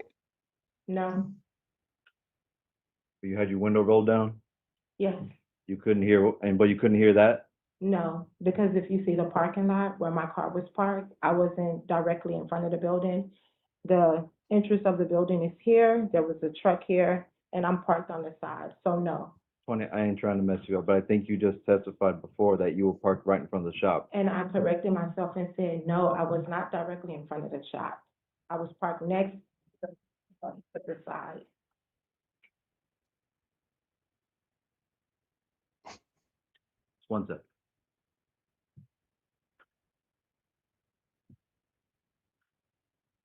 A peanut butter jelly and bacon sandwich. Why did you That's what I park to need. the side of the house or the strip mall?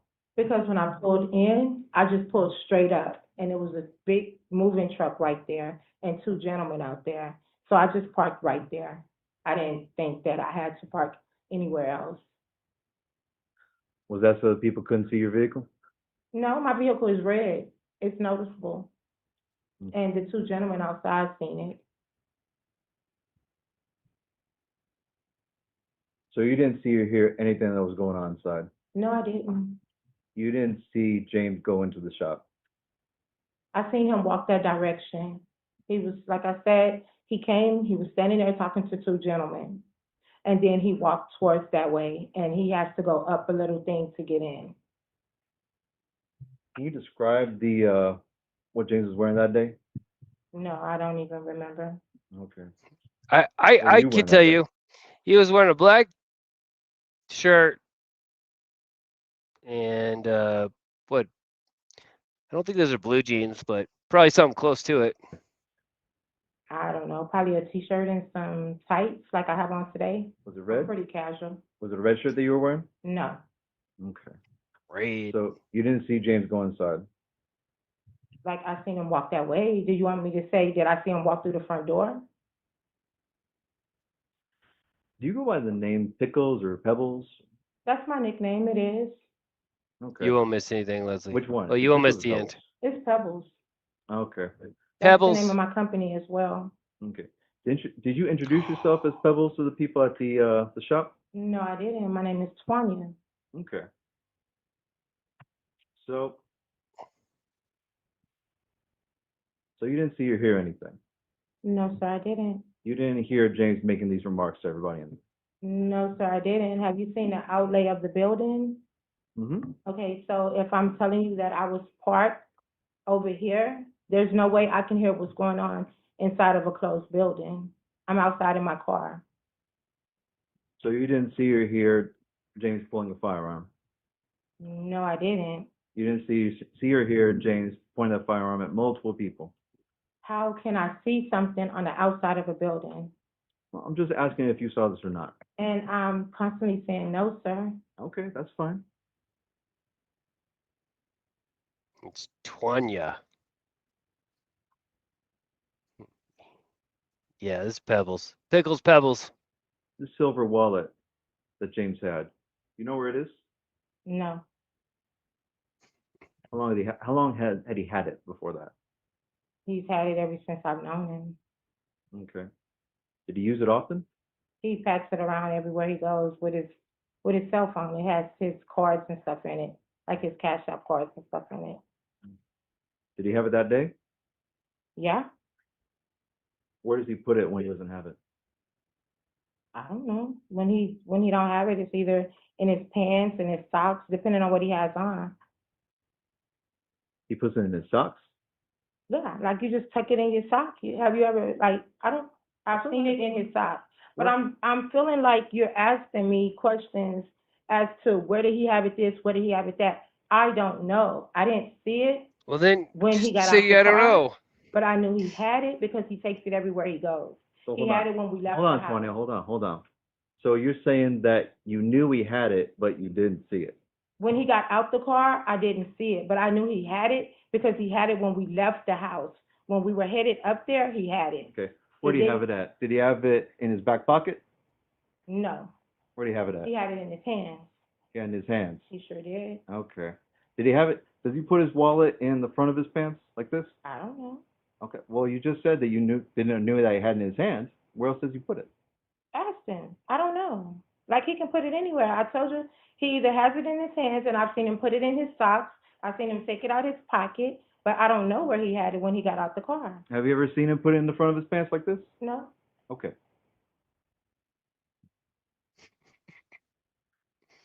Judge Popesowitz. Defense, any questions? Yeah, a couple more, Your Honor. May I approach the witness, Your Honor? Yes. And I want to demonstrate something with this. I would ask what you're going to demonstrate. Okay, you know what? I won't.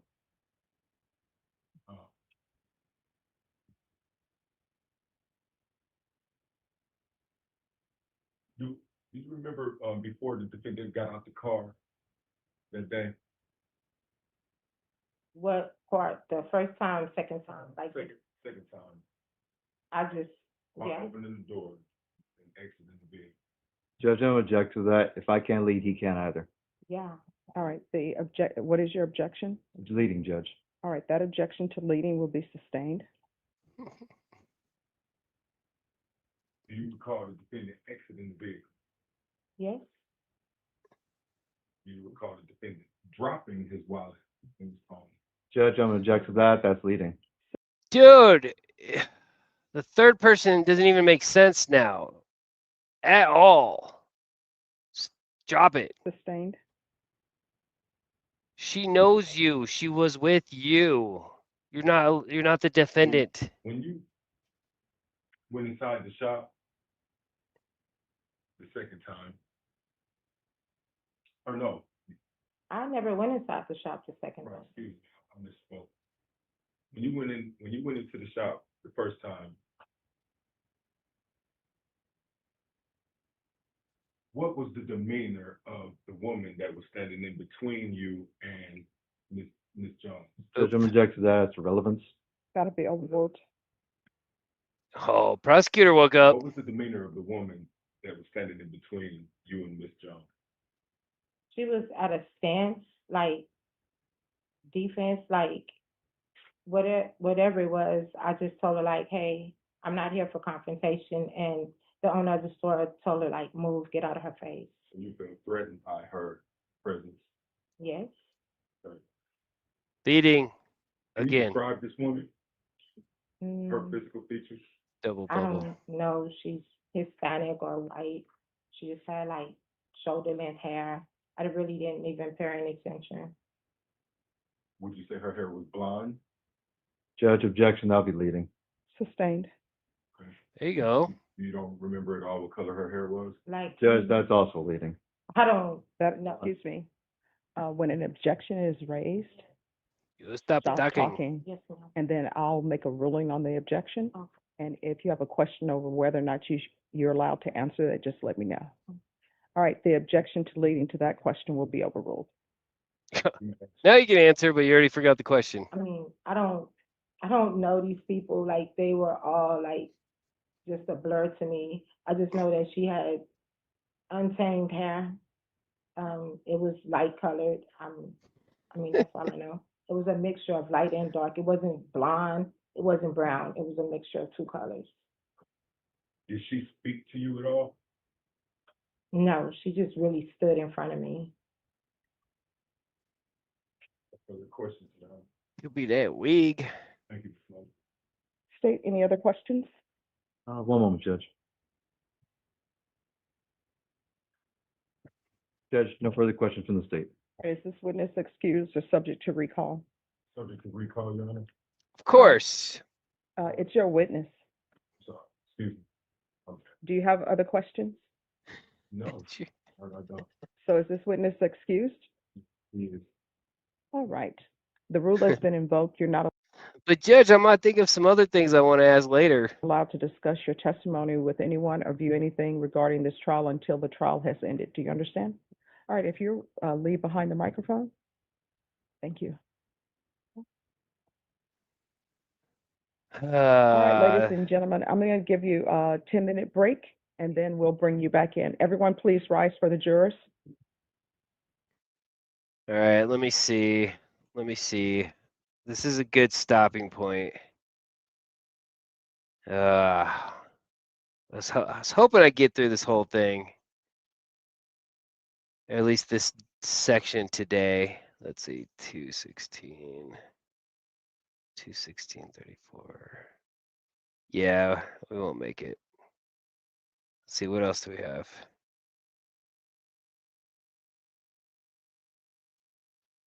Here, I'll do the fast version of the sneak preview. Let's see, we were here.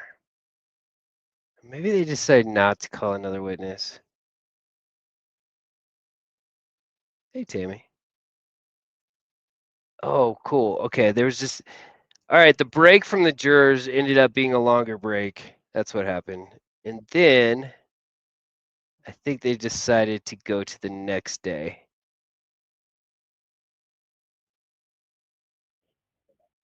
What do you mean? I have no idea.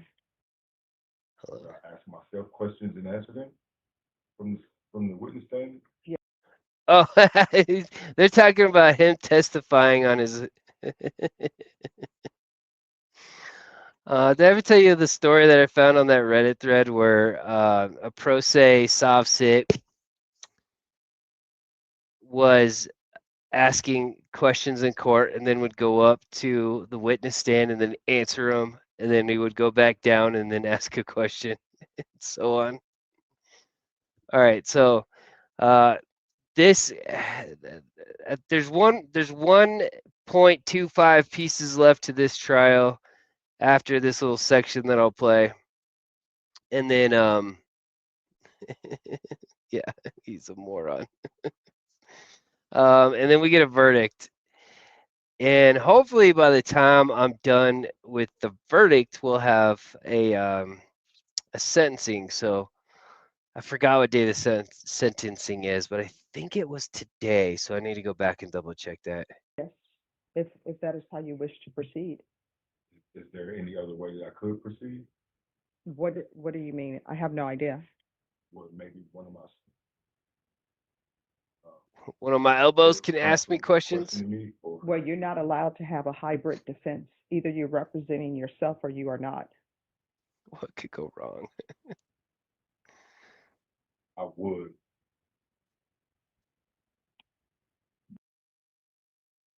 So are you planning on testifying? No, you're not. Okay. All right. Let's bring the jurors in. All right, so the jury? I think they just bring him in just to let him go again. Let me make sure. Ladies, please be seated. ladies and gentlemen, this is what's going to happen. I'm going to have you all here tomorrow at 9 a.m. and we're going to start with my reading of the charge of the court, which is the jury charge, and then both sides will have a chance to present their arguments to you if they so choose. Shit, sorry. All right. I mean, it's pretty evident. However, there is a twist. Fuck, sorry. My bad. My bad. I I will tell you that he gets charged with at least one of the things that he's charged with. But that doesn't mean he's charged with every. That doesn't mean that he's convicted. Convicted of everything he's. Damn it! Sorry. I knew I was gonna drop a spoiler somewhere. My bad. Anyway, there's a little bit more to it though, so I didn't give it all away. Crap. The verdict is interesting. Let's just say that. Words are hard. It's obviously guilty of something. I don't remember how many. I know there's at least 2 charges. I think there's a few. So there's a twist. There is a twist. So at least I won't give that part away, other than the fact that it exists. All right. I dropped. Yeah. Thanks for hanging out with me. It's a good stopping point. I've got 1.25 days left to trial. It's about. I think it's less than 2 hours. I think it's a little bit. I think the last part's a little bit shorter. Swords, S words. It's a little bit shorter, and then we get a verdict, and then we'll see if the verdict has a follow-up to it. That's what I should have called it. Check the videos. I just dropped eBay Sovsit. His name is eBay, yet he's trying not to be commercial. He's trying not to be in commerce. eBay's pretty funny. I've got a couple new soft sits as soon as this trial's over, or I'll just drop them as independent videos. And then the streams are going to be dedicated to a lot of body cam catch up, but I'll kind of scroll through like Mark and Big N just to try to not play what they've played, or at least too much, unless it's really, really, really good. You guys are awesome. Thank you so much for hanging out with me.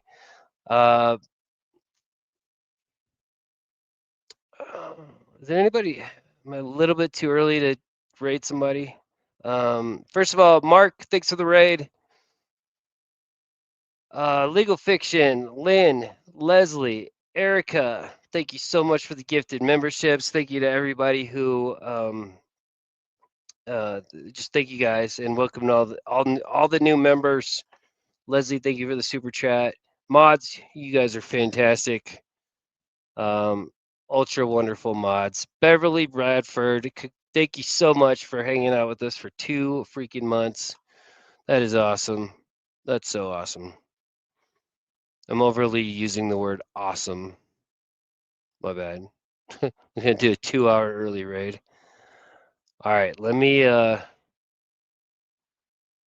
right, let me see who to raid. I bet you've got Law Talk with Mike. You guys want to raid? I don't even know if Law Talk with Mike knows if I exist. Let's see. Tammy! Hold on. Thank you so much for the 1 month. You're awesome. Oh, live. Let's see. Edit. Redirect. Oh, Artie? State Boys, Louisiana, or Law Talk? Yeah, let's go say hi to Law Talk with Mike. Yeah, I don't know if Mike knows me or not. I've reached out to him before, but if not, there's plenty of very friendly people in his chat. Oh man, Java.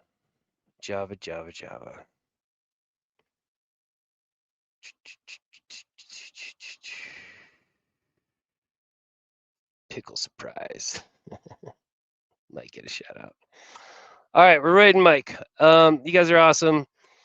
I'll play the exit video that I still need to edit, and then I will cut it like halfway through. All right, you guys have an awesome everything. Ugh, I gotta add synonyms to the word awesome. All right, see you guys. See ya. Hopefully sooner rather than later. Bye.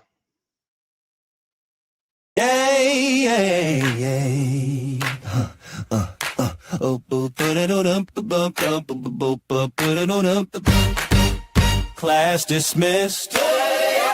Yeah, you still showed up. Grammar school in session. One last pop quiz. What's up? To the idiots arguing with air, reading laws from a folding chair. To the Karens calling for the boss, then walking out in cuffs, all glossed. To the sovereign shouting, I don't consent. To the judge says, take a seat, that's contempt. We didn't come to make you over. We came to judge you, please get sober. Thank you and goodbye from grammar school. Hit that like, hit subscribe, you know the rule. Hey, if you left at the circus, you passed the test. Ring the bell, class is out, you're the best. Thank you and goodbye from grammar school. Watch them drop themselves straight into the pool. We came to judge you, please get sober. Show's done now, just bounce, it's over. You brought snacks, we brought receipts. Slow motion walk to the back row seats. When I know my rights turns into yikes. We rewind that moment you touch the spine. Chats and tears, comment section wild. Every tantrum like a big kid child. From the lobby to the holding cell room, we came to judge you, please get sober. Just bounce. Just bounce. Just go out the door. Play. Learn the law, learn your name. If you're still mad, that's your issue. Someone pass that brain a tissue. Thank you